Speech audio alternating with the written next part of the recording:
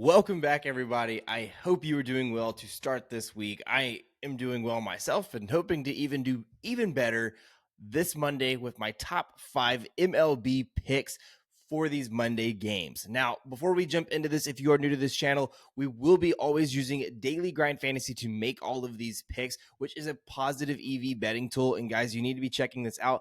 I currently have just a CS2 play. Again, a sport that I know nothing about, and I really just listen to Daily Grind Fantasy and what they have to offer for me. I am one pick away from hitting a 2x multiplier, so at least walking away profitable from this bet. Right now, I'm waiting for one more person to see how they perform in this before I see the outcome of this actual slip. So make sure you're checking out that Twitter where all of these picks are posted 100% free to see the result of that, to see if I hit this. But needless to say, let's go ahead and hop over here to PrizePicks, where I will look at my top 5 picks that I have for you today using the same process of Daily Grind Fantasy, but then also looking at the optimizer tool to also see just historical data and why we're kind of getting the value at where we're getting it at.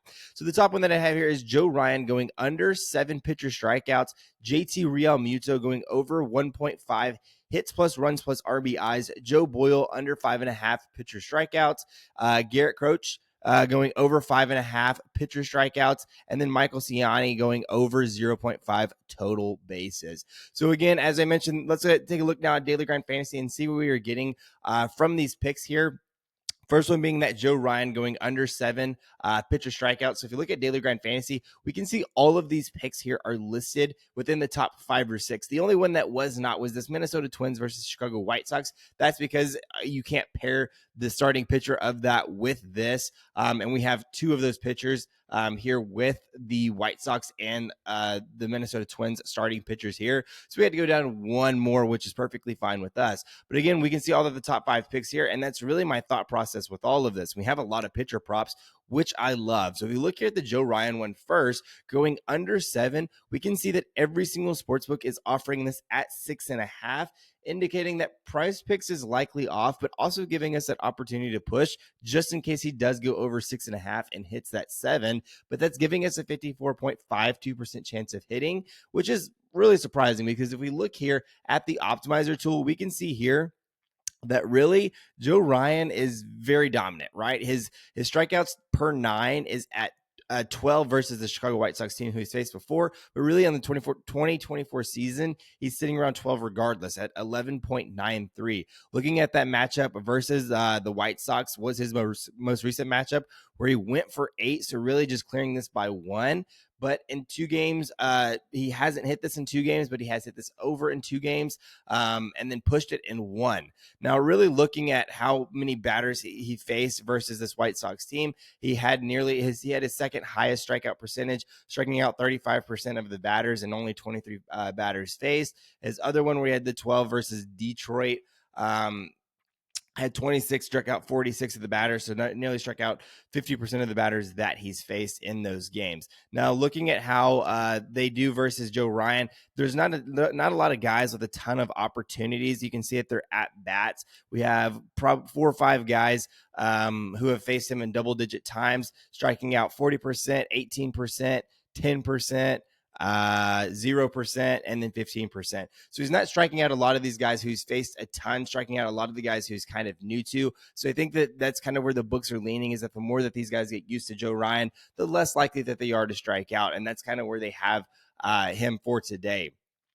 Pitches thrown, he's sitting around that 90 mark, which has really gotten him through roughly 5.2 to 6 innings, which is pretty good for us. Again, looking for 7 strikeouts, but we can see here again that Joe Ryan is sitting a very high, is in the 98th percentile in terms of K percentage. But again, we are getting crazy positive EV value odds here with all of these books offering this at 6.5. And for some reason, PrizePicks has this at a 0.5 point higher for us, giving us really that 0.5 edge, which is really good, and a hook opportunity. Now, then the next pick that I had there was that JT Realmuto play going over 1.5. 4 sports books are betting on this, and all of them, again, the worst odds that we are getting is this -135. Well, PrizePicks, all of their odds are kind of set at that minus 119. So we're getting really good odds with the average juice coming in at minus 144. Now, if we go here to JT Realmuto, he's been playing like crazy lately, having 6 hits plus runs plus RBIs in 2 out of his last 3 games, but then also hitting this line in 6 out of his last 10 as well. He now comes into this game facing Canning, who is not a great pitcher up to this point, having a 7.5 ERA, but then also a 1.54 walks or whip, really. Versus him. Doesn't have a history versus Canning at all throughout his career since 2018. But we can see here also it is right-handed. He's a right-handed batter. He's batting a 237 average, so nothing too great, but we can see again that he's really starting to pick it up here lately, especially in his last 3 games, but over his last 10, he's proven to be consistent as well. Has taken a little bit of a dip versus these right-handed pitchers, which is likely why, again, some of these sports books are off. They don't really know which way to lean, whether he's going to continue being dominant here recently like he has, like I mentioned, over his last 3, or if he's going to take a step back versus these right-handed pitchers. Where I really like him, though, is this Canning is, again, he's not really good overall throughout the season, having a opposing batting average of 306, which is absolutely crazy versus right-handed batters. He does do a little bit better with the 257 average, which is still pretty high. So again, I think JT Realmuto comes into the situation very good. The sports books are obviously off on this. We can see again that a lot of them haven't even put lines out yet. So this is even likely to change, could be in our favor. This could even bump up to 2 if we see it. So make sure you're jumping on this right now at a 54.4% odds of hitting. Now, if we jump down here to our next one, skipping this play again, we can't kind of pair that one, but that's that Joe Boyle under 5.5 pitcher strikeouts at a 54.27% odds to hit. Across the board, our worst odds that we are getting are minus 135. Again, here we have 2 books offering this at minus 135, even minus 136, which is still, again, pretty crazy, coming in at average odds of minus 140. Although the sports books are offering it at that 5.5, just like PrizePicks is. So if we see what we're getting from Joe Boyle, looking at his strikeout rate, has a 9, really a 10 K rate through 9, but he's only hit this line he's hit this line in 3 out of his last 5, and he's hooked in his last 2 games that he has hit the over in versus them. If we look at how Pitt has done versus them, again, fairly new, has not really had any matchups versus this team at all. Pitching wise, pitches thrown, he's sitting around that 80, is still yet to hit 90 versus them. And if we look at really how Pitt is versus right-handed pitchers, we can see here that they rank middle of the pack and versus right-handed pitchers, middle of the pack in terms of the K rate for them based on balls per strikeouts. They're really very good, top 10 in that regard there as well. Joe Boyle sitting middle of the pack, 54th percentile in terms of K percentage. So he's not striking out a ton of guys. And again, this Pitt team is actually very good versus K percentage, even looking at their last 30. I know that they haven't quite hit that number yet this season, but they're a very good team in terms of striking out. And again, I think, again, where we're getting the value in all of this is that under for him at under 5.5. But let's move on to the next one that I have for you, and that's that Garrett Crochet, who are going over 5.5. Again, looking here, all of these books are offering it again at 5.5. FanDuel is the only one that's kind of giving us similar odds to what we are getting with Daily Grind Fantasy. So even if you had a FanDuel, you could even take that kind of single bet there because that would be giving you pretty good positive EV value play there. But let's go ahead and see what we're getting from Outlier here, looking at the over 5.5 in the 2024 season. He's hit this in 4 out of 6 games, has a K rate right now of 12.13. So he's one of the higher K rate pitchers in the league versus this Minnesota team. However, he has faced them one time this season, gave up a lot of runs, struck out a lot of people though.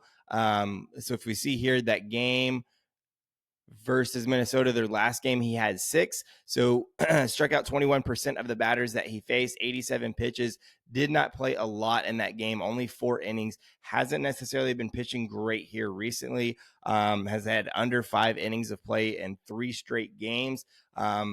Could be figuring it out, though. As I mentioned, though, K rate, he has been doing very well. 96 percentile, so one of the best strikeout pitchers in the league right now. So as long as he can figure it out, stay in this game quite a bit, I think that we're sitting pretty good. Minnesota versus left-handed pitchers sitting middle of the pack in terms of striking out at 14. So nothing too great, but nothing too bad as well in that matchup for him. But we are getting good positive EV value odds with all of these books betting on him at 5.5 and giving us crazy odds at minus 130 and even better. Now, the last one here is Michael Ciani going over 0.5 total bases. We have 4 sports books currently betting on this, with the worst one being at minus 135, but then 3 books going minus 140 or greater.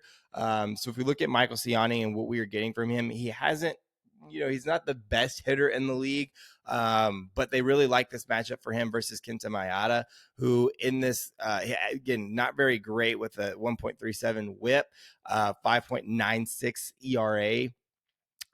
So far this season. But again, you can see here over his last 10, he's only had 3 total bases over his last 10 games. So nothing necessarily spectacular for him. Batting average, he's batting 118 this season versus right-handed pitchers. We do see that tend to go up with a minus 150 or 0.158 for him. Kenta Maeda, though, again, as I mentioned, very bad pitcher, and that's where these sports books are going. So you have a very bad pitcher going versus a pretty bad batter in this matchup. So it's which way do you lean? Right now, the sports books are a little bit off compared to PrizePicks. So we're going to take advantage of that, hoping that Michael Ciani can get that hit there.